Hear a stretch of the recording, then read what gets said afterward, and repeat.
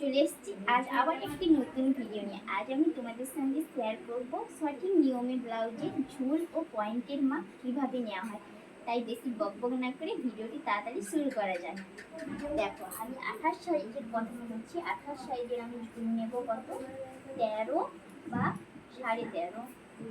এর সঙ্গে কি করব, 1+। আর পয়েন্টের মাপ আমি নেব 28 সাইজের ক্ষেত্রে আমার পয়েন্টের মাপ হবে, ছাতি যা আছে এখানে আমার ছাতি আছে 28, তাহলে আমি কি করব, 28কে 4 দিয়ে ভাগ করব। 4 দিয়ে ভাগ করলে আমার কত হবে, 7। এর সঙ্গে কি করব, 1+ করব। 1+ করলে আমার কি হবে, 8। তাহলে এটাই হলো আমার পয়েন্টের মাপ। এবার 30 সাইজের ক্ষেত্রে আমি লেন্থ নেব কত, 13 বা 13.5। এর সঙ্গে কি করব, আমি 1+ করব।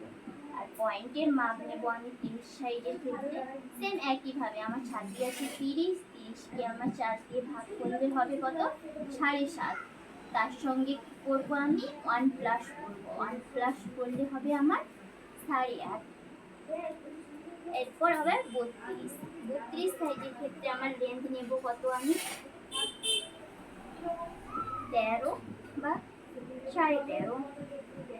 এর সঙ্গে আমাকে 1+ করব। আর পয়েন্টের মাপ নেব আমি, আমার ছাতি যত থাকবে তার সঙ্গে 4 ভাগ করে হবে কত, 8। এর সঙ্গে 1+ করলে হবে কত, আমার 9। এবার 34 সাইজের ক্ষেত্রে আমি কি করব, এর লেন্থ নেব আমি 14। এর সঙ্গে কি করব, 1+ করব। আর পয়েন্টের মাপ নেব, ছাতি যা থাকবে তাকে 4 ভাগ করে করলে এখানে আমার হবে 8.5। এর সঙ্গে আমার 1+ করলে হবে 9.5। এবার 36 সাইজের ক্ষেত্রে হবে কত, আমার 14, তার সঙ্গে 1+। আর আমার পয়েন্ট বেরোবে কিভাবে, ছাতি 36, মানে 36কে 4 ভাগ করলে আমার এখানে হবে 9। 9 সঙ্গে 1+ করলে কত হবে, আমার 10। এবার নেব আমি 38 সাইজের ক্ষেত্রে আমার লেন্থ রাখবো কত, 14.5। তার সঙ্গে কি করব, 1+ করব। আর এর পয়েন্ট হবে কত, 38। যা ছাতি যা থাকবে তাকে আমাকে 4 ভাগ করতে হবে। 38 ভাগ 4, তাহলে আমার কত হবে,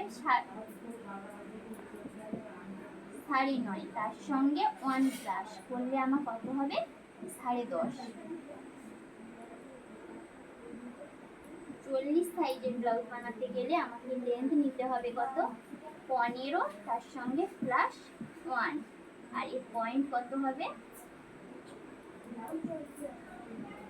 40 সাইজের পয়েন্ট কত হবে, 40 ভাজিত 4 কত হবে, 10 4 40, 10 তার সঙ্গে 1+ করে 11। এইভাবে তোমরা একটার পর একটা ভাগ করে পয়েন্টের মাপ ও লম্বার মাপ নেবে। এই রকম সংক্রান্ত কোনো ভিডিও দেখতে চাইলে অবশ্যই আমার চ্যানেলটিকে সাবস্ক্রাইব করে নাও এবং আমাকে কমেন্ট করো, আমি তোমাদের সঙ্গে শেয়ার করব।